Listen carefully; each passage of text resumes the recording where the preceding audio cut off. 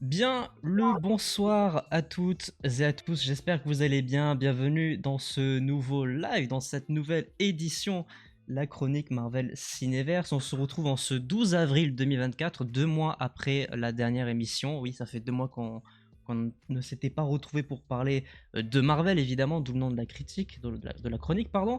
Mais évidemment, pour m'accompagner déjà, pour commencer Marvel Cineverse, bonjour, bonsoir à toi. Comment ne pas t'inclure? Bonsoir à tous, bonsoir à tous. C'est vrai qu'on est dans une période un petit peu creuse, mais on va essayer de rendre tout ça le plus dynamique possible. Le but, c'est quand même de parler de pas mal de news qui sont sorties depuis début Ouais. mars, donc on a quand même pas mal de choses à évoquer, mais évidemment, vous le voyez, nous ne sommes pas que deux cette fois-ci, nous sommes bien trois pour cette émission, pour cette édition. Tom Cagno, bonsoir à toi. Est-ce que, Merci de m'avoir comment passé tu un émission. vas Pardon, Mais excuse-moi, ça je va t'ai très bien. coupé. Merci Est-ce que tu peux te présenter peut-être en quelques mots? Tom, voilà, fan de Marvel depuis ma plus tendre enfance.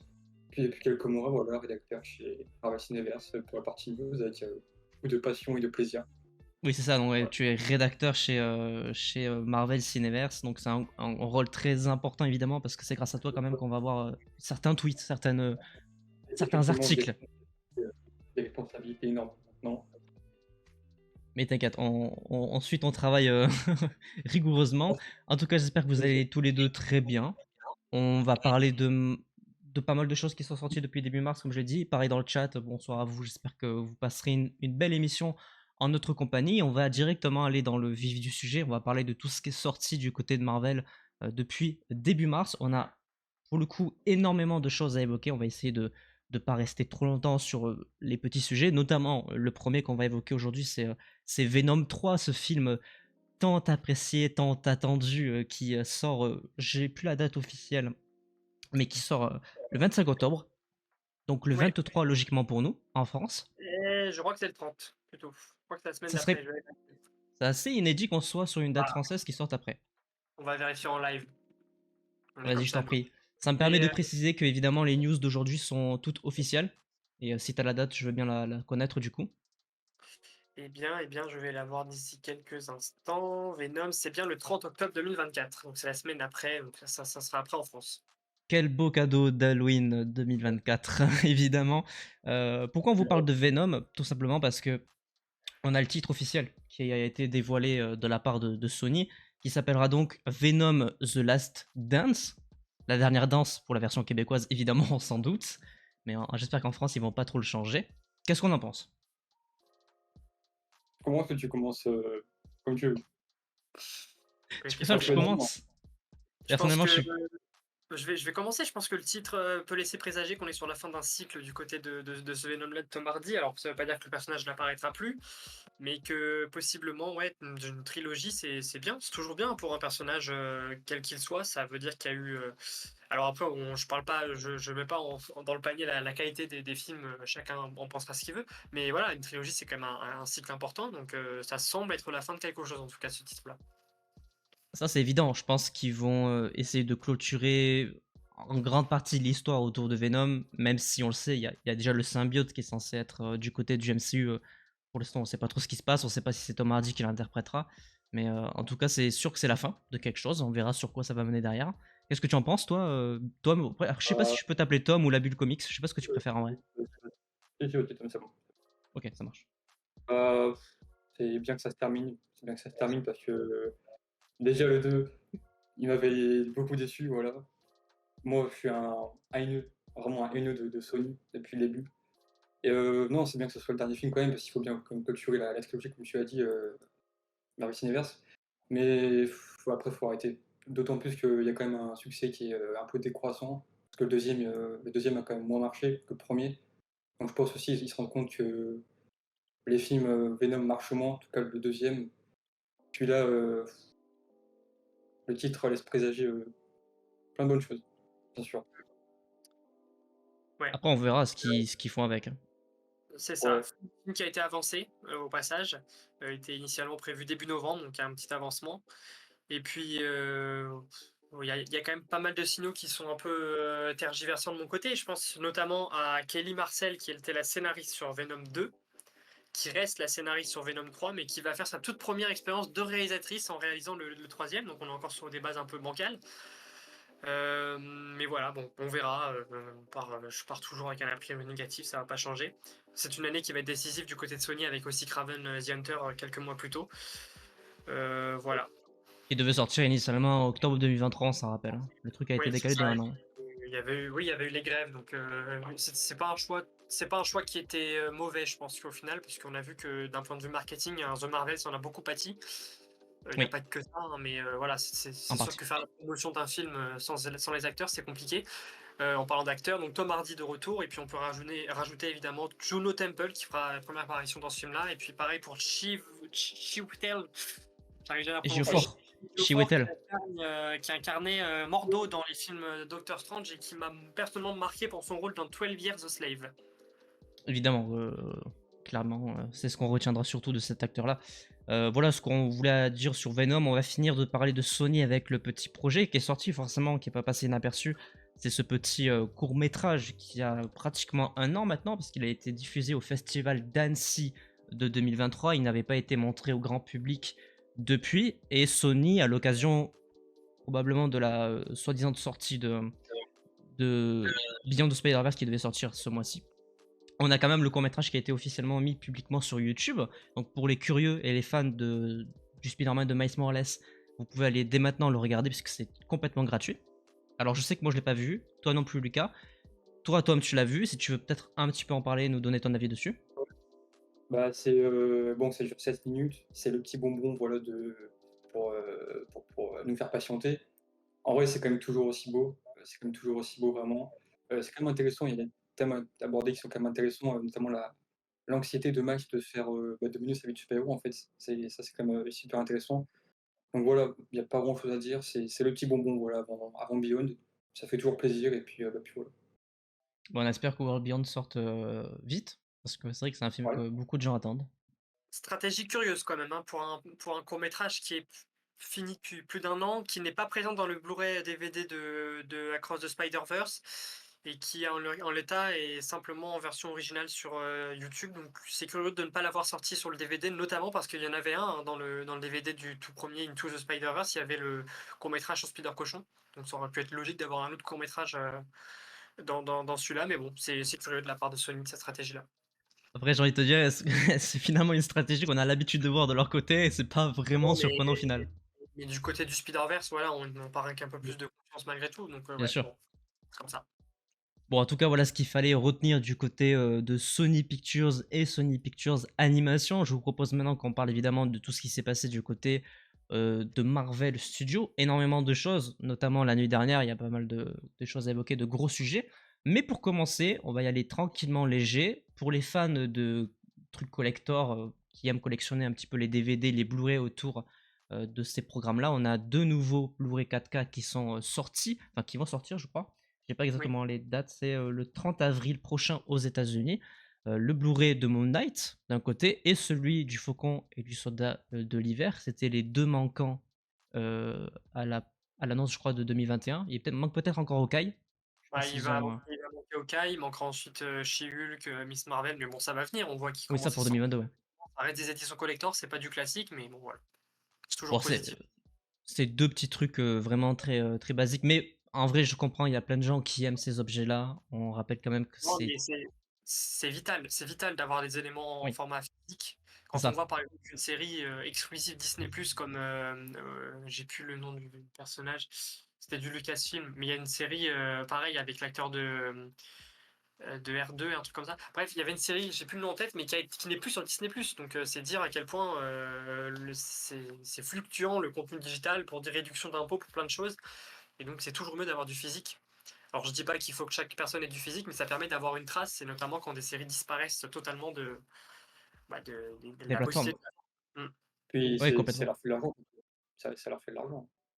Oui, Bah, c'est effectivement. Netflix qui a vraiment ramené ce truc-là dans le monde d'aujourd'hui et qui a un peu éradiqué les trucs physiques. C'est important qu'on en ait encore aujourd'hui, effectivement, que ce soit à tous les niveaux, cinéma, séries, jeux vidéo. J'y pense aussi forcément. Mais Même voilà. Disney, il y a une stratégie liée à ça qui est quand même à remettre en question. Il y a des pays où ils n'éditent même plus du tout le format physique, hein. Et c'est bien dommage. En tout cas, Mm. voilà, pour les fans, même si c'est pas une version anglaise, enfin française, pardon, si vous avez Ça envie de viendra. vous procurer. Ça viendra avec le temps, mais oui, bien sûr. Ils l'ont fait pour Voilà. WandaVision et Loki, donc pas de souci. Voilà, du côté des petits DVD, je vous propose qu'on fasse un petit créneau du côté des Oscars, forcément, comment ne pas en parler, même si c'était pas, encore une fois, une année vraiment bien pour Marvel. Est-ce qu'on peut dire qu'il y a vraiment eu une bonne année à part Black Panther? Je suis pas sûr. Mais en tout cas, on a deux films qui étaient nominés aux Oscars cette année. L'un dans la catégorie des meilleurs effets spéciaux, c'était Les Gardiens de la Galaxie Volume 3, qui ne l'a évidemment pas remporté, puisque c'est Godzilla Minus One qui l'a eu, à titre. Enfin, pour moi, il le mérite, en tout cas, de ce que j'ai vu, et par rapport à toute son histoire et son budget. Je sais pas si vous avez pu voir ce film-là, d'ailleurs. Ah, je l'ai pas vu, non.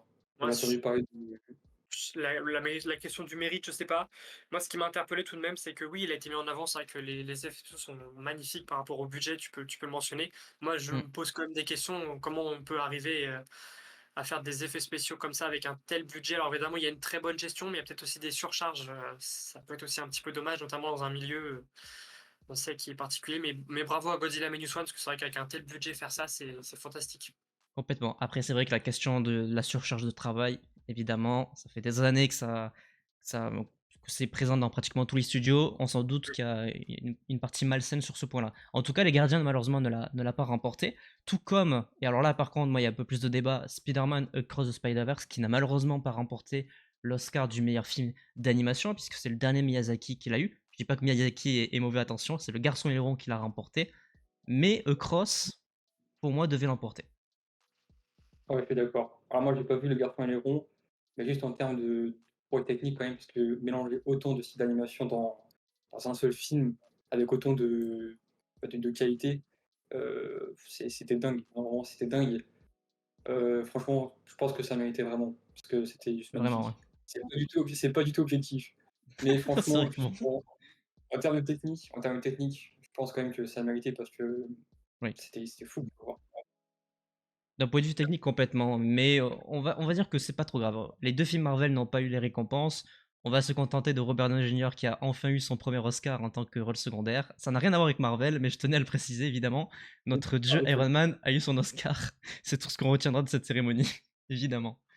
Attends, petit message dans le chat. Adrien qui nous dit: Je tiens à dire que Marvel Cineverse en particulier font un taf très qualitatif au niveau des sources. Bravo à eux. Voilà, je tenais à vous le Ouais, merci. Ça partager fait si vous plaisir. n'avez pas vu le chat. Évidemment, un travail compliqué au quotidien, on peut clairement les remercier. Petit passage très rapide pour ceux qui sont fans de Black Panther Wakanda Forever. Oui, parce que je sais qu'il y a beaucoup de gens qui l'ont oublié. C'est le dernier film de la phase 4 du MCU. Il sera officiellement disponible le 12 avril sur le catalogue français.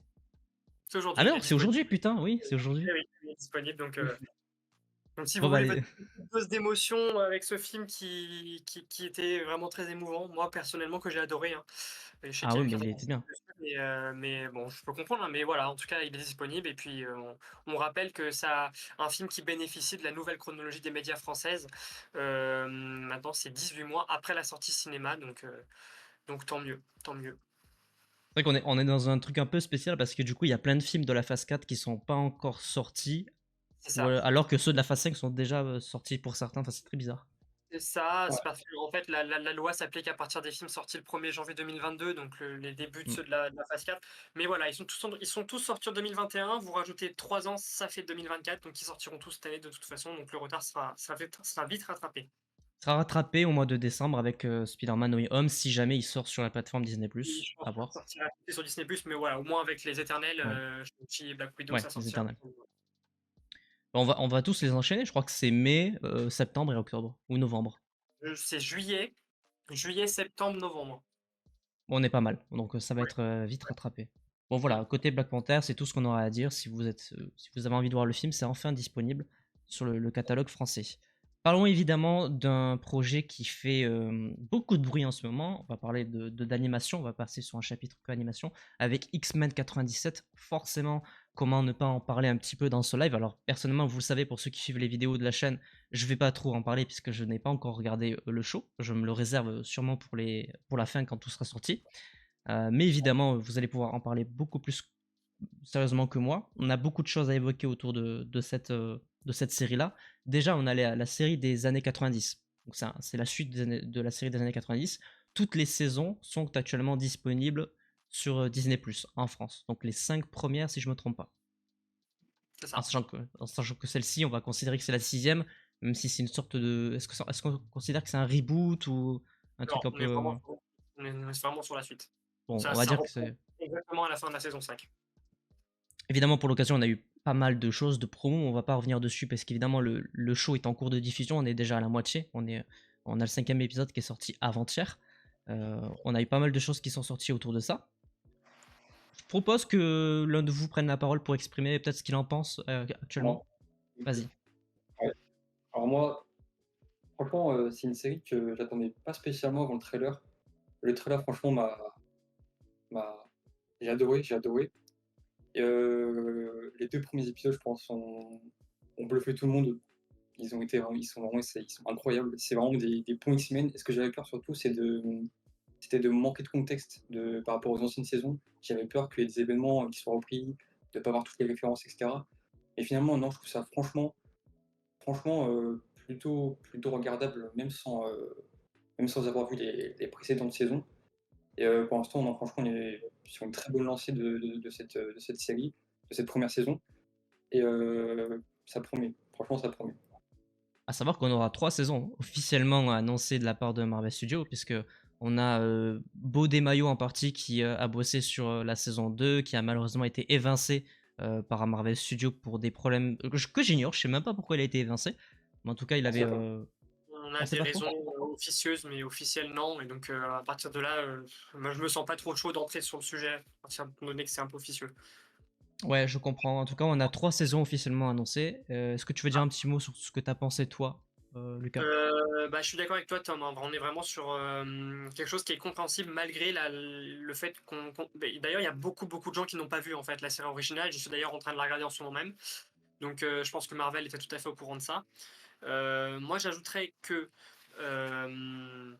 qu'on est vraiment sur un respect qui est absolument dingue de la série originale d'un côté, mais également des comics de l'autre. Ils n'hésitent pas à puiser très très fortement dedans, à modifier très très fortement ce qui se passe dans les comics en mélangeant plein d'arcs différents, et ça donne quelque chose qui est fantastique. Et on sait plus ou moins qu'ils veulent se servir de cette série comme test, réception auprès des fans, un peu de laboratoire pour la remise en route des personnages vis-à-vis de l'introduction future des mutants dans le MCU. Ben, on ne peut qu'être qu'optimiste quand on voit ce qui est fait aujourd'hui. Évidemment, voilà, on ne peut qu'être un petit peu triste du côté de Beau Desmayo, donc qui a été le showrunner de cette saison 1, qui a donc finalisé, bouclé le scénario de la saison 2, mais qui ne sera donc pas le showrunner de cette saison 2, puisqu'il voilà, il n'aura pas tout géré jusqu'au bout. Et évidemment, saison 3, pareil, saison 3 qui a été annoncée il y a très récemment, lors de l'avant-première, il y a quelques semaines. Donc voilà, c'est du contenu bonus, mais qui fait plaisir. Ouais, en Ouais, tout puis en cas, moi plus, j'en vois beaucoup de bien. si je peux me permettre, l'animation en plus est vraiment bonne. C'est vraiment de la bonne animation. Enfin, personnellement, je trouve que vraiment c'est super quali, c'est vraiment beau. Oui, animation du studio Mir, pour ceux qui connaissent. Donc un studio très réputé, qui est notamment en lien avec la légende de Korra, des choses comme ça. Young Justice, je vois Harley Quinn notamment du côté de DC.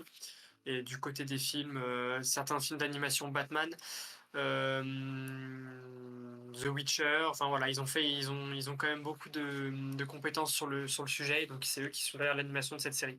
Animation qui reprend les codes de la série originale, tout en l'adaptant à ce qu'il faut pour avoir une animation efficace 2024. Oui, bien sûr, il mêle les deux, le moderne et le vieux, et je trouve que ça marche bien de ce que j'ai moi vu pour le moment, et j'ai hâte de regarder un petit peu le show.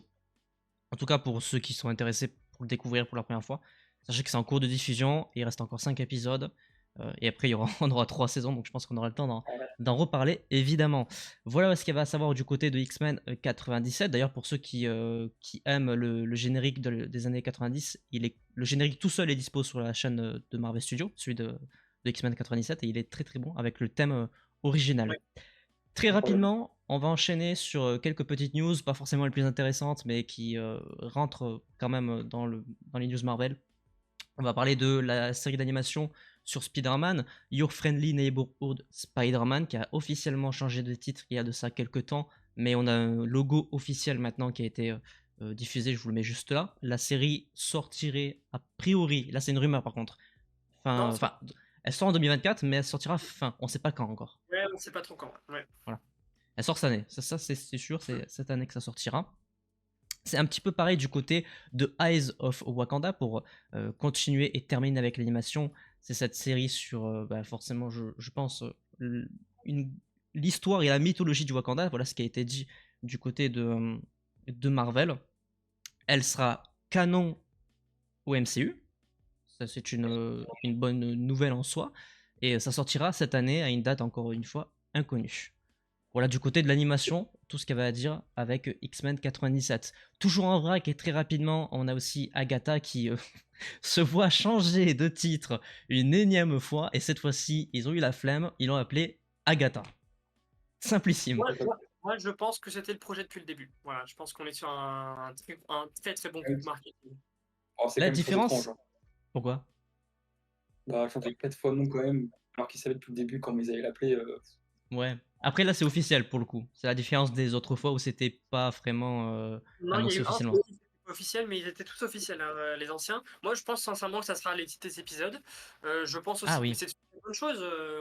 On en parle. On en parle à chaque fois d'un changement de titre. On est là. Et le coût marketing est très fort. Voilà. Ça reste qu'un titre. C'est pas fou. Oui. Voilà.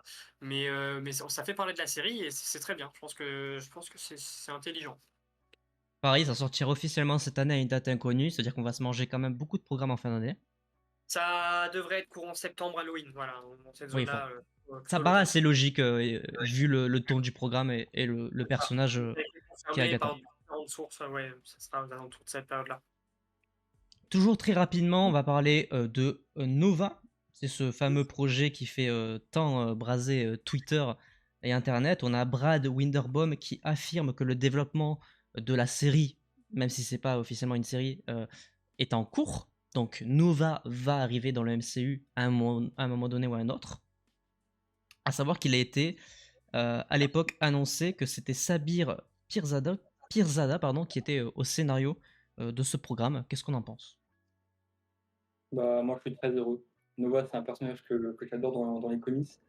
Après, le faire en série, je trouve ça quand même un peu osé parce que c'est un peu vulgairement le Green Lantern du MCU. Il est beaucoup dans l'espace, il y a beaucoup de choses à explorer, d'effets spéciaux, enfin de créatures, de peuples à découvrir. Après, voilà, j'attends de voir. J'attends au tournant quand même. Concernant le scénariste aussi, c'est toujours le même. Je sais pas trop quoi en penser parce que Moon Knight, bon, personnellement, ça m'a pas trop fait d'effet. J'attends de voir, j'attends impatiemment, puis je vois ce que ça donne.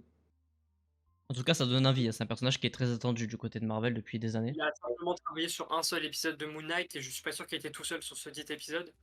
Euh, moi, ce qui m'interpelle, c'est que c'est un projet qui semble être dans les cartons depuis un moment. Voilà, donc le Brad Winderbaum, qui est le patron de la télévision du côté de Marvel, a confirmé que c'était toujours dans les clous, notamment parce qu'on est dans une période où on laisse entendre du côté de Disney cette fois que on ralentit tout et que certains projets pourraient être carrément annulés.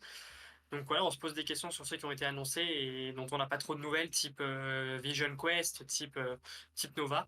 Donc voilà, le projet est toujours là. C'est vrai que le débat est interminable sur le côté de la série.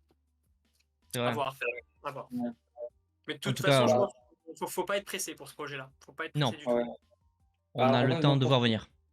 je pense quand même qu'il a eu de sa chance parce qu'en plus, ça permettrait d'explorer un peu le lore galactique chez le MCU parce qu'on n'a pas tant vu que ça, à part écrit les Skrulls, on n'a pas vu grand-chose, quoi. Donc ça permettrait d'apporter un nouvel aspect dans le MCU, quoi. Ça pourrait être cool. En tout cas, ça, c'est le temps qui nous le dira. Mais ce qui est bien, c'est qu'ils avancent dessus. Et c'est une bonne nouvelle. C'est un très bon personnage, très puissant. Donc on espère qu'il arrivera bel et bien un jour. Pour terminer avec les news, pas forcément les plus importantes, on va parler un petit peu de Blade, forcément. Parce que c'est un film qui devait sortir en 2024 à la base, on le rappelle, qui a été reporté à 2025, fin 2025. Et on a une confirmation, c'est celle de l'acteur Aaron Pierre. Il y avait des rumeurs qui annonçaient qu'il n'était plus officiellement au casting il y a de ça quelques temps, quelques semaines. Eh bien, c'est officiel. Effectivement, il n'est plus au casting du film Aaron, du film Blade. Et ils l'ont juste, je pense, remplacé ou lâché, ou juste que ça convenait peut-être pas à ce qu'il voulait. Parce que même lui, il a dit que au début, il y avait des discussions, puis au fur et à mesure, il n'a plus rien reçu. Il a été casting. Maintenant, le film a tellement changé de scénariste et tellement changé de direction que je pense que voilà, il est possiblement pas le seul, hein. Ça me surprendrait pas que dans les autres castings qu'on a de la série, il y en a d'autres qui ne soient plus présents dedans. Mais on y reviendra dans le live, mais ça fait un peu penser au cas de figure avec une actrice de Daredevil. C'est un peu le Évidemment. même cas de figure. Donc voilà, beaucoup de changements et ça se répercute sur le casting en lui-même. En tout cas, on espère vraiment que ce film sorte à un moment donné, parce que ça fait très longtemps qu'ils l'ont annoncé et ça serait vraiment le moment d'avancer, quoi. Je suis pas Moi, je vous inquiet, propose. moi. Bon, il finira par sortir, c'est sûr. Parlons de sujets très intéressants maintenant. On va enchaîner les gros projets, forcément, qui font beaucoup de bruit à l'heure actuelle. Avant, évidemment, de parler de Daredevil tout à l'heure. Vous l'avez compris, je ne l'ai même pas évoqué, mais on va beaucoup parler de Daredevil. Parlons d'abord de Thunderbolt Astérix. Je vais jamais m'en remettre. Vraiment, c'est juste pas possible. Premièrement, on a Florence Pugh, très connue, actrice très appréciée actuellement du côté de Hollywood, qui a annoncé sur Instagram, sur TikTok, que le tournage du film Thunderbolt avait commencé. On y voit notamment, du coup, forcément, son nouveau costume qu'elle aura en partie dans ce film-là et qui nous dévoile un petit peu que le logo, du coup, a changé. Je le trouve un petit peu moins beau personnellement, mais on pourra y revenir dessus. J'aimais bien la structure de l'ancien, je trouvais que ça faisait un joli truc. Donc le logo, le voici, c'est officiel. Voilà, en plus ça a été dit hier soir par Kevin Feige, qui a dit que cet Astérix, on en saurait plus à la sortie du film, et que pour l'instant il dit rien. Alors moi je comprends pas trop ce changement, je sais pas si vous avez des avis là-dessus. Non, pas vraiment. C'est assez Rien à surprenant. Ce qui m'embête quand même, c'est que c'est pas simplement sur ce film et c'est pas simplement sur Marvel, c'est une tendance générale dans la société, qu'on a, à créer une stylisation, notamment des logos, vraiment très, très stéréotypés. Ça commence à être toujours plus simple, toujours plus simple, toujours plus Mm, simple. Secret Invasion, c'était pareil, enfin, c'est vrai. voilà, c'est c'est dommage, c'est vraiment dommage. Le logo précédent, il tapait, voilà, et ça correspondait vraiment à ce qu'est sera le film. Mais bon, et bah, on est dans les temps. D'un point de vue tournage, on est tout à fait dans les temps, notamment Ouais. pour un film qui est avancé. Il a interchangé sa date avec les 4 Fantastiques. Donc voilà, tant mieux. Tant mieux. C'est peut-être celui qui me provoque le moins d'attente l'an prochain, mais tant mieux. D'ailleurs, un petit mot sur l'Astérix, parce qu'en vrai, moi j'ai réfléchi, c'est quand même un truc qui, je crois, n'est jamais arrivé. De tous les films de l'histoire que j'ai vus, je n'ai jamais vu une Astérix dans un titre. Je sais pas si Mais c'est déjà arrivé quelque part, mais. et d'ici 2020, Birds of Prey. Bird of Euh, Prey, il a. oui, oui, il s'appelle pas Birds of Prey, il s'appelle Birds of. Alors oui, je vais vérifier. Mais il avait un Astérix avec un titre plus complet. Ouais, Ok. Euh, c'est les fantômes histoires du Harley s'appelle Quinn, je La crois. fantabuleuse histoire d'Harley Quinn. Et sur l'affiche, alors il me semble, je sais plus s'il y a vraiment. En tout cas, c'est Euh, surprenant. Bon, en tout cas, voilà. Alors, pas sur l'affiche finale, mais il me semblait qu'il y avait des Astérix aussi qui illustraient. Mais bon, oui, c'est particulier. D'autant plus que là, on n'aura peut-être pas un titre plus long, parce que s'il est question de quelque chose qui est en lien pendant le film ou l'après-film, je vois pas Marvel sortir un nouveau titre après que le film soit sorti, ça n'a pas trop de sens. Non, c'est sûr. Généralement, l'Astérix, tu la mets pour cacher une insulte. Si à la limite, ça peut arriver, tu vois. Mais c'est vrai que je m'étais fait la réflexion, je l'avais jamais vu quelque part. Et si DC Comics l'a fait, tout le monde peut le faire. J'ai envie de Ouais. vous dire, c'est. Est-ce que j'ai d'autres choses à dire sur Thunderbolt? Pas grand-chose. Voilà, c'est Kevin Feige qui a dit que ça sera un secret qui sera révélé bien plus tard. En tout cas, le tournage est en cours et on a très hâte. Enfin, personnellement, j'ai très hâte que le film sorte. J'en attends énormément. Parlons d'un autre film que beaucoup de gens attendent, moi y compris, Les 4 Fantastiques, The Fantastic Four. C'est le titre officiel du film. Je vous remets ce petit visuel qui avait été dévoilé à la Saint-Valentin, qui est vraiment très sympa. J'en retiens que du bon de cette petite affiche. Première news, Julia Garner, qu'on a vu dans la série Netflix Ozark, va interpréter officiellement le personnage de Shalabal, qui est une déclinaison. Je te précise que c'est une déclinaison, c'est pas une variante, une déclinaison du personnage de Silver Surfer, qui sera donc dans le film Les 4 Fantastiques. Qu'est-ce qu'on pense de ce casting? Incroyable. Moi, Incroyable, on est d'accord. je connais pas l'actrice. Maintenant, ça. Et on peut embrayer sur l'affiche juste après que tu vas montrer sur la torche humaine. Oui, Mais ça laisse vraiment penser qu'on est dans un autre univers. Vraiment, ça laisse vraiment penser. Ouais. Euh, Tom, peut-être que tu peux nous présenter dans la partie univers principale des comics Marvel qui est Shalabal, mais Oh non. Je t'avoue, je connais pas assez. Et ben, c'est la petite amie de Norin Rad, qui est donc notre vrai surfeur d'argent et donc ça ne ferme en fait, ça ne ferme pas toutes les portes, hein. Si on a ce surfeur d'argent-là sur un univers, alternatif, et ben, on pourrait tout à fait avoir, le Norin Rad, Bien sûr. bah, qu'on connaît dans l'univers principal, mais on s'oriente vraiment, vraiment de plus en plus vers un autre univers pour ces 4 fantastiques-là.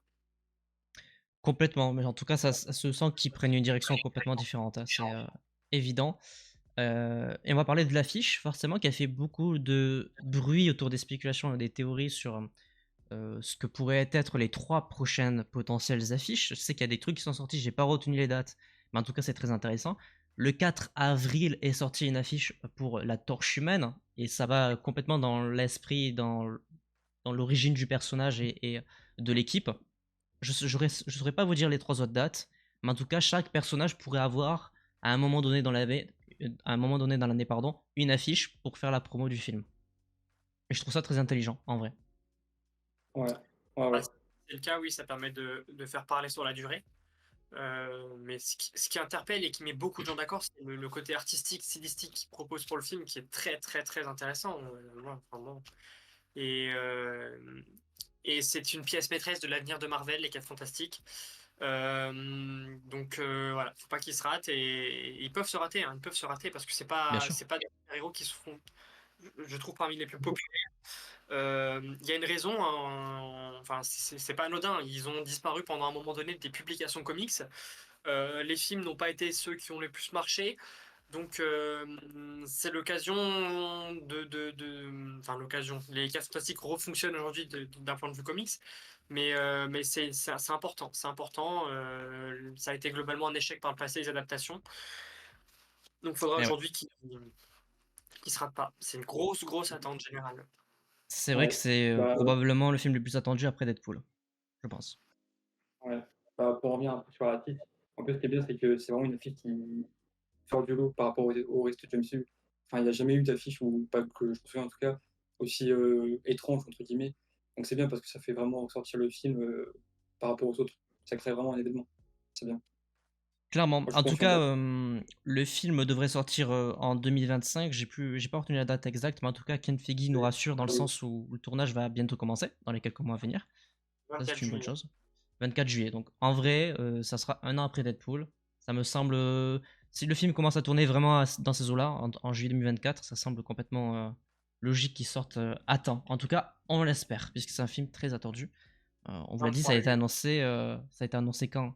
2020, je crois, c'était pendant le panel de la Comic Con ou la 2019. D23? Oui, Comic 2019, Con ouais. 2019, ouais. Donc ça date un petit peu, hein. Ça fait 5 ans déjà qu'on l'attend. Mm. Parlons un petit peu, très légèrement, rapidement, de Secret Wars.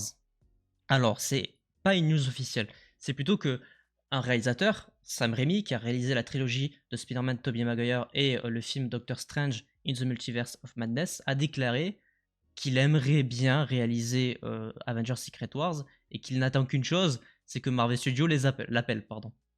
Ça a rien d'officiel évidemment, mais c'est vrai que on aimerait, enfin moi en tout cas j'aimerais bien ce réalisateur en tant que réalisateur pour ce film-là. Je sais pas de votre côté. Ouais, bah, pareil. Ouais, c'est un réalisateur qui a une patte. Ça pourrait vraiment apporter quelque chose au film. Puis en plus, l'histoire est très belle. Il réalise le premier Spider-Man, il boucle la boucle avec le plus gros crossover de super-héros, donc ça serait vraiment bien, perso. C'est vrai que vu comme ça, ce serait pas mal. En tout cas, je Ouais, sais que moi, il y a un truc que je visualise bien, entre guillemets, c'est si on part du principe que Avengers Secret Wars se décompose en 2 parties, imaginons, et que le premier soit réalisé par Sam Raimi, et qu'on sait qu'il a une patte un peu horrifique, triste, franchement, si dans le premier, il y a des gros Avengers qui meurent, avoir un Sam Raimi comme réalisateur pour cette patte-là, d'échec des Avengers, ça peut être pas mal, selon moi. ouais. En tout cas, c'est ce Après, que j'en pense. vu que c'est un peu on sait que sur Doctor Strange, par exemple, il a un peu bataillé pour imposer sa vision. Oui, Heu, Peut-être que Marvel Studios, tu vois, pourrait avoir du mal à lui faire entendre certaines scènes, par exemple. Donc j'ai peur, tu vois, que d'un côté, ce soit un peu le bazar en interne, tu vois. bien sûr, bien sûr. Bon. En Ouais, tout les cas, échos c'est.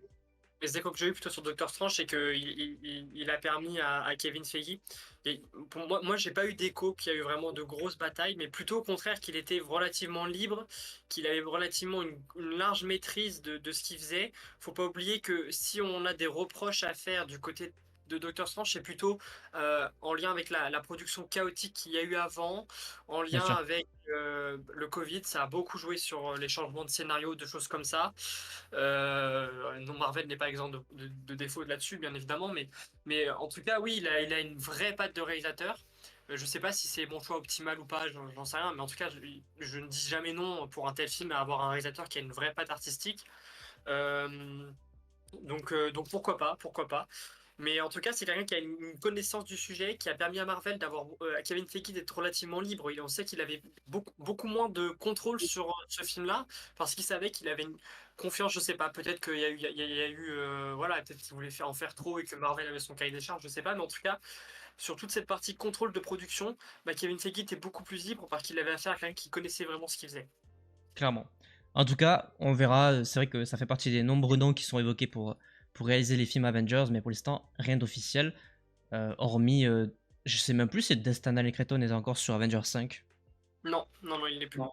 Bah, faut dire que les deux pour l'instant sont complètement libres, donc les spéculations sont complètement ouvertes. Parlons d'un film qui par contre intrigue énormément, on en a su un petit peu plus hier soir lors du panel CinemaCon, Captain America Brave New World, qui va donc sortir en février 2025 si je ne me trompe pas, qui devait déjà sortir cette année. On a deux premières images qui ont été publiées par le Media Entertainment, qui propose souvent des premières images de différents projets. Sur la première, on y voit notamment donc Thaddeus Ross, interprété par Harrison Ford, je le rappelle, puisque malheureusement William Hurt, l'ancien interprète, est décédé il y a de ça quelques années. C'est donc Harrison Ford qui le remplace. Et sur cette image, on voit donc une sorte de confrontation entre Thaddeus et Captain America Anthony Mackie avec le bouclier et on suppose un nouveau costume, même si on voit pas grand chose vu qu'il est de profil. Et sur la deuxième, c'est une image un peu plus classique de Sam Wilson qui a l'air d'être perdu dans des souterrains, il a pas de costume, il a juste le bouclier. Voilà les deux images qui ont été diffusées par Marvel. Est-ce que vous voulez parler un petit peu de ce qui a été dit sur scène par Kevin Feige? Oui, on peut. Il y a eu des extraits qui ont été diffusés. Oui, des extraits. Bon, en tout cas, ils appuient vraiment très clairement sur la confrontation entre Anthony Mackie, notre nouveau Captain America, et Thaddeus Ross, donc Harrison Ford, qui est président des États-Unis. Ça va être un Oui, élément très, très important. Voilà, semble-t-il qu'ils veuillent recréer les Avengers. Alors, à quelle fin? On verra. J'ai vu notamment sur Twitter des gens qui disaient que c'était un petit peu incohérent parce qu'il était en bataille avec les Avengers par le passé. Mais bon, quand on est président, il y a des fins électorales. Et puis quand on peut contrôler les Avengers, bon. bien sûr. Mais voilà, on verra, c'est toujours intéressant. Ça va être dans la veine du Soldat de l'hiver, donc ça peut être que positif. Moi, j'avais adoré la série Falcon et le Soldat de l'hiver, donc j'en attends beaucoup. Bien sûr. Qu'est-ce que tu veux dire, Tom, peut-être là-dessus? Ouais, pareil. C'est un peu rassurant, dans le sens où c'est vrai que si c'est dans la même veine que Captain America 2, qui est un film quand même assez sérieux, si on peut conserver cette tonalité, quand même, ça peut être super bien. Après, ça reste à voir. C'est juste une déclaration, à voir sur le fait. Mais ouais, ça fait quand même plaisir de revoir ça avec le bouclier après 3 ans pour l'instant. C'est Donc ça, ouais, hein. ça fait quand même plaisir de le revoir. Surtout que du coup, ça sera officiellement ça fera 3 ans 4 ans quand il sortira, pardon, le film. Ouais, Puisque la dernière enfin, apparition, c'est- c'est- c'est la série en 2021. Voilà ce qu'il fallait ne pas louper autour de ce film-là. Pas grand-chose de plus qui a été dit par Kevin Feige. Par contre, très intéressant, on va parler de Deadpool et Wolverine. Forcément, là, il y a beaucoup de choses qui sont sorties hier soir. Déjà, alors j'ai pas le visuel, mais j'aimerais dire que ils sont très intelligents parce que vous le savez, il y a le panel de Disney qui a eu lieu et on avait une affiche avec tous leurs différents studios. Et vraiment, Marvel Studios était au centre avec le personnage de Deadpool qui sortait des cases en fait, qui avait les bras qui marchaient sur les cases de Star Wars et de l'autre sur sa gauche. Vraiment, ils mettent la totale sur ce film, ce qui est une bonne chose, je pense. En tout cas, ce qui est sûr, c'est que on a déjà un petit visuel qui est sorti il y a de ça quelques jours montrant le casque de Wolverine. Donc, ça veut dire qu'officiellement, à un moment donné, il va peut-être pendant quelques minutes le porter dans le film, si ce n'est plus. On espère un petit peu plus parce que c'est un visuel très intéressant et très apprécié par les fans de comics. Et on a possiblement aussi pas mal de choses qui ont été montrées. Est-ce que vous voulez peut-être développer sur ce qui a été montré avec l'agent de la TVA, des trucs comme ça? Ouais, bah, c'est hyper intéressant parce que ce qui a été dit, donc que Wade soit un peu le, le membre principal pour sauver le flux temporel, c'est hyper intéressant parce que ça peut mener à Secret Wars. Et personnellement, moi, c'est ce que je demande le plus au film, c'est vraiment qu'il y a un après, après Deadpool 3, quand on dit, ok, là, on va vraiment vers Secret Wars. Donc ça peut être vraiment super intéressant à ce niveau-là. Et non, c'est sûr que le film, c'est un tournant pour Marvel, donc ils ont bien raison de mettre le paquet dessus. Ouais. Et j'attends. Personnellement, j'attends juste que le film soit bon. Ce qui me rassure, ce qui me met vraiment en confiance, c'est Ryan Reynolds, quand même, qui est hyper impliqué. Il aime à fond le personnage, donc au niveau du ton, etc., d'autant plus que le film est réussi, je m'inquiète vraiment pas et je suis vraiment hyper confiant pour le film. On l'est tous. Je pense qu'il n'y a pas grand monde qui s'inquiète vraiment du succès critique ou même box-office que va faire ce film. On peut se manger une clim, c'est sûr, mais je pense pas. Franchement, vu ce qu'ils font depuis, en termes de com, même depuis des années, c'est quand même assez fou. Et le retour de Wolverine, c'est quelque chose aussi. Les deux personnages, c'est. Faut rappeler que ça fait 6 et 7 ans que les deux ne sont pas réapparus à l'écran, donc il y a une énorme attente autour de ce film-là. Qu'est-ce qui a été dit? On sait quand même que Kevin Feige a dit que ça serait un putain de bon film. Qu'est-ce qu'il a dit exactement? Il a dit un gros mot à un moment donné sur scène, mais j'ai oublié. Oui, ça fait office de confirmation numéro 4557 que ça sera un film R-rated. C'est ça, Donc ouais. voilà, bon, il y aura encore des fans qui veulent attendre le jour J, donc on les laisse, hein, libre à eux. Mais voilà, ça sera bien le premier film R-rated de Marvel Studios. Oui, la question de la confiance de Tom est tout à fait logique quand on voit que Ryan Reynolds, qui a été initiateur du projet Deadpool à la base, est aujourd'hui toujours l'acteur, le scénariste, enfin un des scénaristes, et aussi producteur du film, donc il est vraiment au cœur du sujet. On a vraiment l'impression que Marvel Studios et Kevin Feige ont laissé carte blanche, même s'il y a comme toujours un agenda puisqu'on est dans le MCU, Bien mais sûr. voilà, relative confiance vis-à-vis de ce qui a été fait dans le passé. Maintenant, il faudra voir quel sera l'apport du film dans le MCU. Est-ce que, enfin, voilà, faut que le Deadpool, c'est toujours compliqué. Il faut que le film arrive à partir un peu dans tous les sens parce que c'est vraiment l'essence du personnage. Mais il faut pas non plus que le film parte dans tous les sens sans aucun intérêt. Attention à la foire au caméo que tout le monde attend. Il faut qu'il y ait un but Bien aussi. sûr. Il faut qu'il y ait un but, il faut qu'il y ait une histoire. Et attention, il y a toujours un équilibre. Je dis pas attention parce que c'est Marvel, je dis attention parce que c'est Deadpool, que c'est un peu le contrat qui est nécessaire dans Deadpool. Ça a été bien réussi sur le 1, bien réussi sur le 2. Mais c'est toujours une équation difficile, quel que soit le contexte. Bien sûr, en tout cas, pour les fans qui attendent ce film, ça sera le 26 juillet au cinéma aux États-Unis, logiquement le 24 pour nous en France. Croyez-moi, il y aura du monde. Je pense que, je sais pas, j'ai envie de prendre un petit risque. Pour moi, 2 milliards au box-office. Pour moi, il tape les 2 milliards. Eh J'ai ben, envie d'y croire. je ne suis aucunement d'accord avec toi. Ah ouais? Vraiment. Ok. Notamment parce qu'on a des prévisions de baisse générale d'au moins 3% du box-office mondial sur cette année-là. Ça va diminuer. Donc, moi, sincèrement, je suis pas un expert du box-office, mais j'ai commence. Alors, je ne suis vraiment pas un expert du box-office, mais je commence même déjà à avoir des doutes sur le milliard. Ah ouais? Ah bon, moi, il n'y a aucun doute. Ouais. Pour moi, c'est première semaine, c'est ciao. Si, Et Deadpool, si on a une baisse généralisée du box-office, voilà, faut quand même prendre ça en compte. Bien sûr. 2 milliards, ça n'a pas été donné à n'importe qui. On rappelle que même Spider-Man No Way Home ne l'a pas fait. Deadpool n'a pas passé le milliard jusqu'à présent non plus. Donc, pour moi, la ouais, barre mais raisonnable serait la barre du milliard déjà. On verra. ouais, pour moi, le milliard, il le fait parce qu'en plus, les deux premiers films, ils avaient quand même très bien marché. Oui. Donc, j'ai plus le score en tête, mais ça avait quand même été de beaux succès. Donc, le milliard, je pense qu'il va quand même le faire. En plus, il y a Wolverine, donc ça peut Aussi. ramener des gens. Ouais. Je crois que les deux, ils ont tourné autour de 700-800 millions.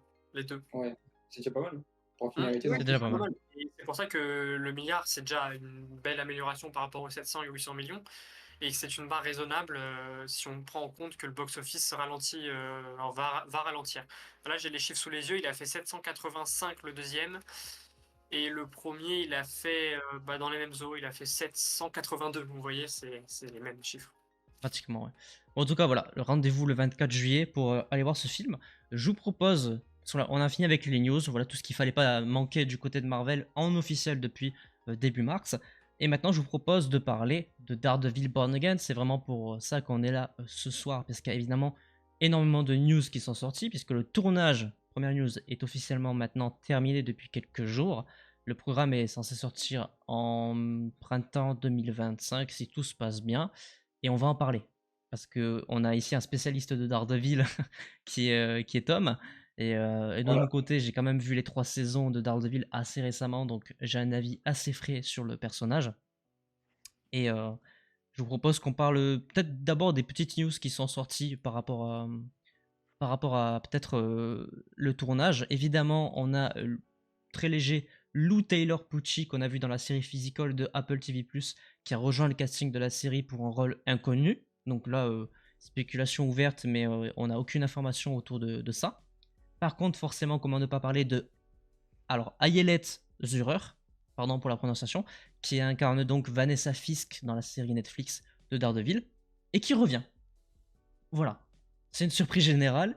Elle revient sur le tournage. Elle a été aperçue en pleine discussion avec Wilson Fisk, du coup. On rappelle qu'elle devait initialement pas être de retour.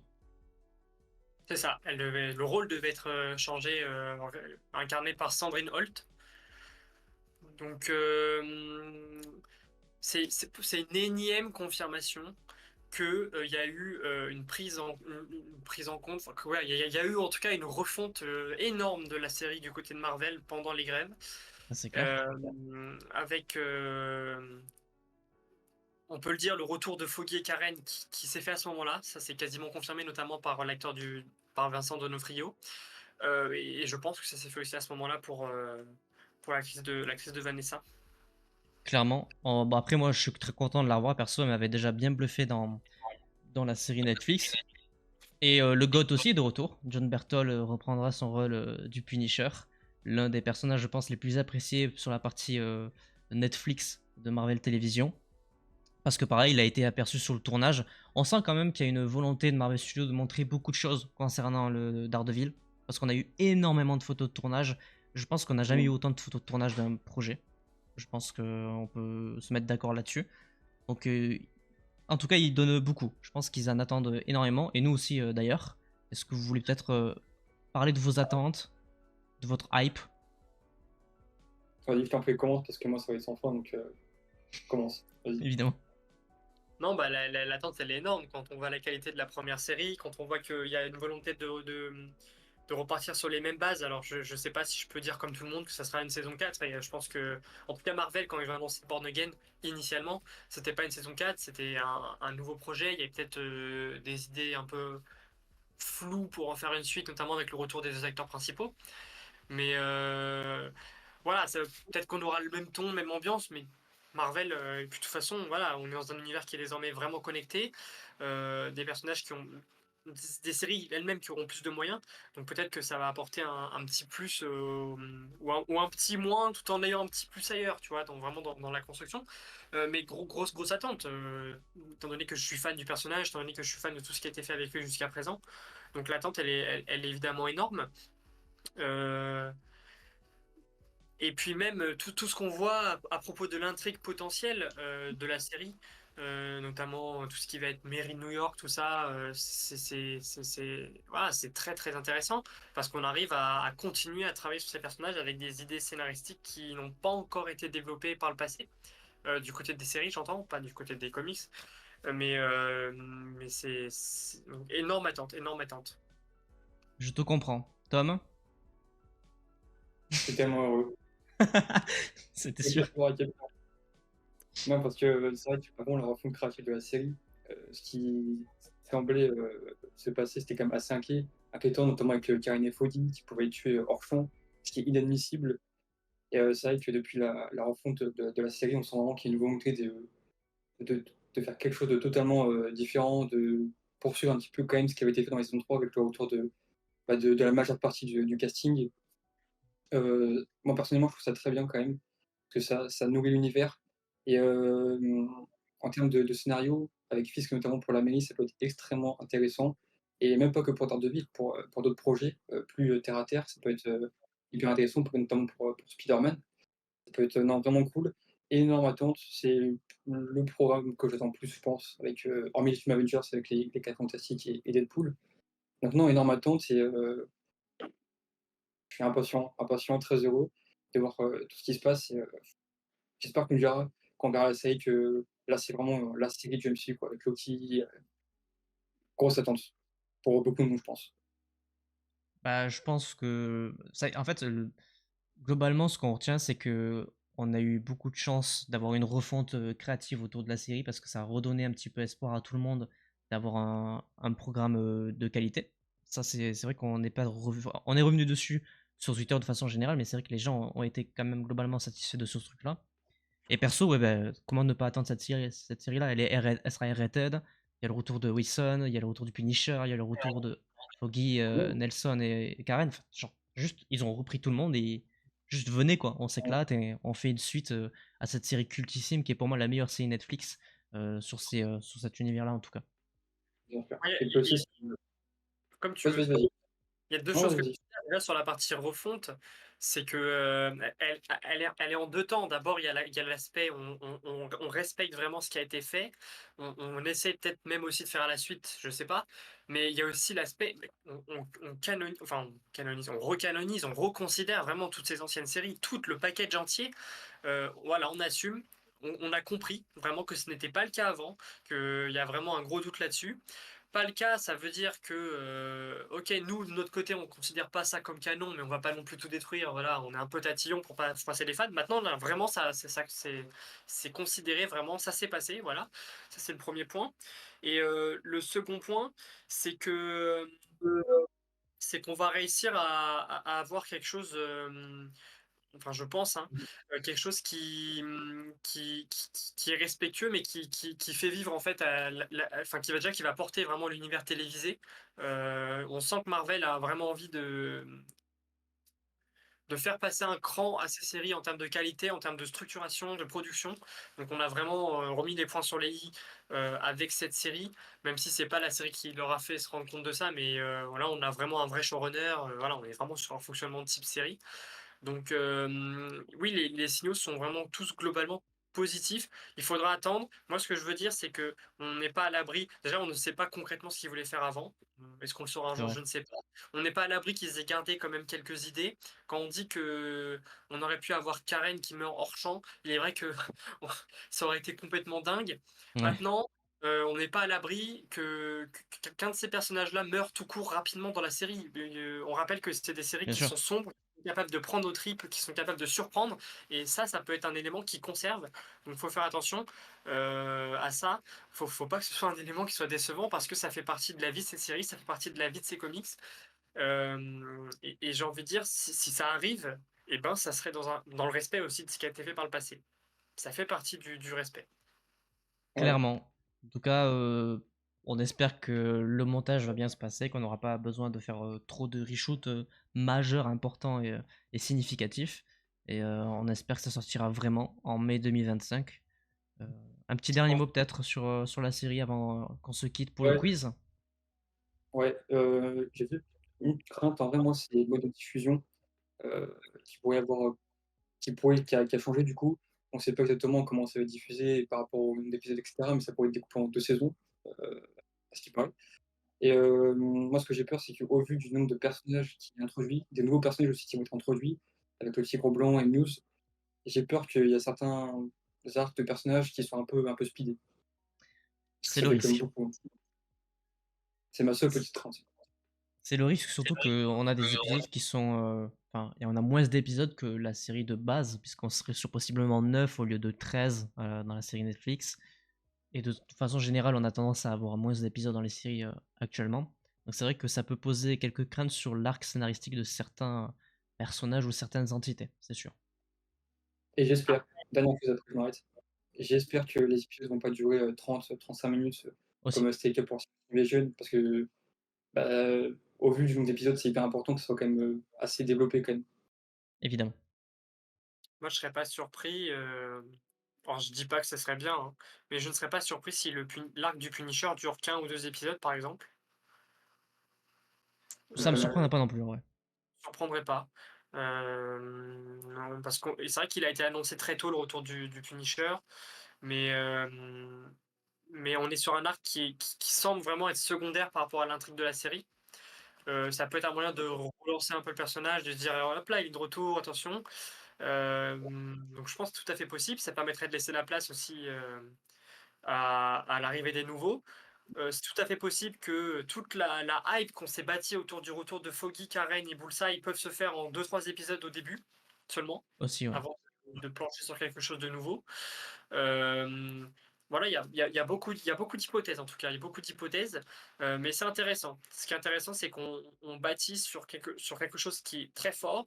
Ça ne veut pas dire que ça sera une suite bâtie comme ça a été fait par le passé. On peut très bien avoir, hop, on arrive à fond dedans et hop, avec des surprises, des chocs, et hop, petite pause, on reprend sur un rythme un peu plus classique, une intrigue plus présente. Voilà, on n'est pas à l'abri de tout ça. Il y a plein d'hypothèses possibles. Et c'est ce qui hype en fait la communauté, c'est toute cette partie hypothèse, elle est très très intéressante ici, parce qu'elle est bâtie sur des bases saines. Je pense que c'est ça le point important. Clairement. En tout cas, tout le monde a très hâte. J'ai pas vu grand monde être inquiet par rapport à cette série dans mon entourage et même un petit peu plus longtemps. Donc, on a de l'espoir et on espère très vite, enfin très vite. On attend surtout les premières bandes annonces quand elles en sortiront à la fin de l'année, on l'espère. Mais en attendant, on va se contenter des petites images de tournage et notamment celle du Punisher qui juste donne envie avec son visage complètement ensanglanté. Ça prouve que vraiment il est là pour niquer des mères, clairement. Il n'y a pas de, y a pas d'autre terme. Le doute qu'on peut avoir, en effet, comme l'a dit, c'est sur la diffusion. On rappelle que Oui, initialement la série avait été annoncée avec 18 épisodes. C'est fou. À l'époque, on avait été totalement surpris. c'est vrai. Euh, Là, semble-t-il qu'elle serait coupée. En tout cas, ils n'ont pas tourné 18, mais peut-être plutôt la moitié. Donc, il est question de partie, peut-être partie 1, partie 2. Quand le Hollywood Reporter avait annoncé qu'ils avaient totalement refondu la série, ils avaient parlé du fait que maintenant elle était pensée en 2 saisons. Alors, est-ce qu'on parle là des 2 parties de la série, ou est-ce qu'il y aura vraiment 2 saisons? C'est assez flou. À voir. À voir. C'est flou. Bon, en tout cas, voilà tout ce qu'il y avait, tout ce qu'on avait à peu près à dire sur Daredevil Born Again. Et je vous propose avant de quitter ce petit live, de faire un petit quiz. Parce que les 2 dernières fois, malheureusement, on n'en avait pas fait. En plus, Tom, tu vas pouvoir aussi participer à celui-ci. Alors préparez-vous parce que les questions sont extrêmement compliquées, c'est faux. Je me souviens même plus, ça date tellement que je me rappelle pas ce que j'ai mis dedans. Alors je cherche de quoi vous l'afficher évidemment pour que ça fonctionne. Parce que là ça a l'air d'être assez compliqué. Est-ce que vous maîtrisez bien l'univers Marvel? Des films en tout cas. je pense, ouais. Un peu? Bon, Il écoute, faut on va voir savoir ça. que je rigole pas du tout, c'est mon ego qui joue, d'accord? Ok, donc on est sur des questions, donc 10 questions au total, sur les films et séries entre 2000 et 2023. Donc en gros, ça va jusque à la fin 2023, donc Madame Web n'est pas pris en compte. Tant Même mieux. si je dis pas, je pense pas qu'il y ait des questions de Marvel, je crois que j'en avais pas mis. On verra bien. Première question, en quelle année est Attends, sorti le film? Pardon, euh, dis-moi. on répond. On répond. Ah oui, bah au pire, vu que vous êtes en même temps, peut-être répondez sur le chat. Ok. Sur le chat Twitch, comme vous voulez, si ça vous va, ou enfin, si vous Vas-y, êtes ok dis-moi. avec ça. J'ai pas accès au chat, je pensais qu'on répondait un à un. Ah oui, vous pouvez répondre à l'oreille et ensuite je vous donne la réponse si vous voulez. Ouais, j'ai pas accès au chat dans l'immédiat. Ok. Donc, première question. En quelle année est sorti le film, l'excellentissime film Electra? Alors, vous avez le choix entre 4 réponses, mais si vous voulez tenter de répondre à l'aveugle, allez-y. Sinon, je vous donne les 4 choix. Moi, je pense là. Ok. J'ai un J'ai un doute aussi, donc on va attendre de planifier le. Bon, allez, je me lance. Vas-y. Je dirais 2004. Ok. 2005. Ok. Il y en a un qui a bon. Dans les choix de réponse, il y avait 2003, 2004, 2005 et 2006. Est-ce que vous bloquez vos réponses? Oui, chef. Oui. La réponse était 2005. Donc c'est toi qui as raison, Tom. Voilà. C'est 2005 pour cet Ouais. excellentissime. Je n'ai pas vu ce film parce que j'ai pas envie de me faire du mal. Voilà. Moi, je me suis fait du mal. Donc 1-0 pour toi. Bon, on compte pas vraiment le score, c'est juste pour s'amuser. Deuxième question. En 2029, Logan s'occupe seul du professeur Xavier. Quel job fait-il pour leur permettre de survivre? On parle bien du film Logan qui est sorti en 2019. Dans les 4 choix de réponse, vous avez chauffeur de limousine, joueur de poker, dealer de médoc ou gardien de sécurité. C'est bon, je l'ai. Moi Là, aussi. à votre avis? La limousine. Limousine. C'est bel et bien la bonne réponse. Il est effectivement chauffeur de limousine, ce qui n'a vraiment aucun sens quand Et quand tu connais le perso. si Tom avait la réponse sans les propositions, je sais pas si c'est le cas. Non, vraiment, je suis tout nul là. J'ai rien du tout. Que ma mémoire. Ah, Oui, donc t'avais pas besoin des propositions, c'est ça que je veux dire. Ah non, non, non, non. D'accord, bah donne-lui le point, parce que moi j'ai eu besoin des propositions, je l'avoue. ok, ok. Troisième réponse. On va parler de What If, saison 1. Dans l'épisode Pardon. 7 de la saison 1 de What If, partie Thor, dans quelle ville américaine Thor fait-il la fête? Je l'ai. Ok. Et de ton côté, Tom? Ah, je veux bien la réponse, que j'ai un doute. Ok. Donc, dans les choix de réponse, nous avons Los Angeles, Miami, Austin ou Las Vegas. On n'a pas idée. Quand je vais dire au pire, je vais dire. Je me souviens d'une scène sur un pont. Donc je vais dire Los Angeles. Ok. Et de ton côté? Las Lucas? Vegas. Oui, c'est Las Vegas parce qu'il le dit même lui-même à plusieurs reprises. Il le crie. Il crie Ah Las oui. Vegas à plein de reprises. Donc, un point pour toi, Lucas. Quatrième question. On est dans le film Deadpool 2. C'est actuel pour le coup, enfin, l'univers en tout cas. Où a lieu la première mission de Deadpool avec sa nouvelle équipe, tout simplement. Oh non. J'ai le pays. T'as le pays? Est-ce que ça compte pour la moitié des points? Bah, je saurais même pas te dire c'est quoi le pays. C'est pas. Moi j'avais un lieu. Avec son équipe, la X-Force. Ah, la Oui. X-Force. Ouais, avec sa nouvelle équipe. Ah ok, je pensais que c'est la première mission de le film. Oh non, mais c'est une folie. Oh non, mais c'est trop fort. Non. Canada. Non, c'est un lieu. Donc dans les lieux, vous avez. Dans les choix de réponse, vous avez dans une prison, dans un orphelinat, dans un hôpital ou dans une boîte de nuit.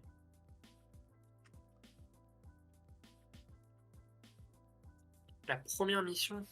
Ouais, avec sa nouvelle équipe. La X-Force? Entre autres, oui. Ah bah, attends. Répète les propositions. Dans une prison, dans un orphelinat, dans un hôpital ou dans une boîte de nuit. À l'orphelinat. Parce que je vois pas les Ah ouais, autres. c'est à la fin, il me semble. Ouais, c'est à la fin l'orphelinat. Non, c'est aussi au début, c'est bien l'orphelinat. C'est D'accord. bien l'orphelinat. Bah, Ah, c'est un petit peu complexe là pour le coup. Ouais. oh, t'es Dans vicieux. les... Cinquième question, du coup on est à la moitié. Dans l'épisode 2 de la saison 1 de What If, de quelle couleur sont les cheveux de Nebula? Ah si, c'est bon, c'est bon, c'est bon. Elle est blonde. C'est bon. Vous répondez blond tous les deux? Ouais. Bon, elle est bien blonde. C'était plutôt logique. Enfin, quoique, on aurait pu répondre qu'elle avait pas de cheveux, parce qu'en vrai, normalement, elle a pas de cheveux. Ouais. Alors, sixième question, c'est aussi très actuel. Qui est le réalisateur du film Les 4 Fantastiques de l'année 2005? Donc le premier opus. Non, bah j'ai pas du tout là. J'ai pas eu tout. Est-ce que c'est Josh Trank, Mark Steven Johnson, Rob Bowman ou Tim Story? C'est quel le deuxième? Mark Steven Johnson. Je vais dire celui-là. Ok. Répète les deux derniers. Les deux derniers, c'est Rob Bowman ou Tim Story.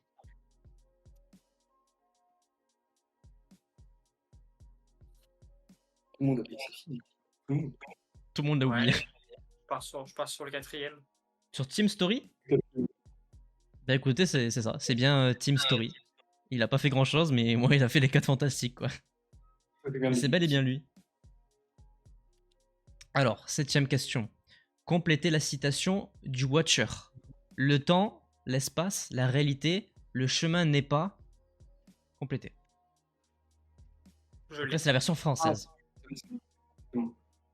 Est-ce que c'est... Linéaire. Ah bah, allez-y. Ouais, linéaire. Linéaire? Bah, c'est bien linéaire, oui. C'était le piège, c'était sur la version française parce que il y avait un petit piège sur la version anglaise, je crois. Huitième question, toujours d'actualité aussi avec l'univers des 4 fantastiques. Pourquoi Johnny Blaze vend-il son âme au diable? Pardon, c'est du côté de Ghost Rider, qu'est-ce que je raconte? Parce que j'ai vu Johnny au début. Donc pourquoi Johnny Blaze vend-il son âme au diable? J'ai lu un comics il y a pas longtemps, lui. Là on parle des films, hein, du coup. Du film de 2007, je crois le premier. Ou 2008. Je crois que c'est pour sauver son père. Son père adoptif, Alors il me semble. c'est son père, tout simplement. Ok, ok.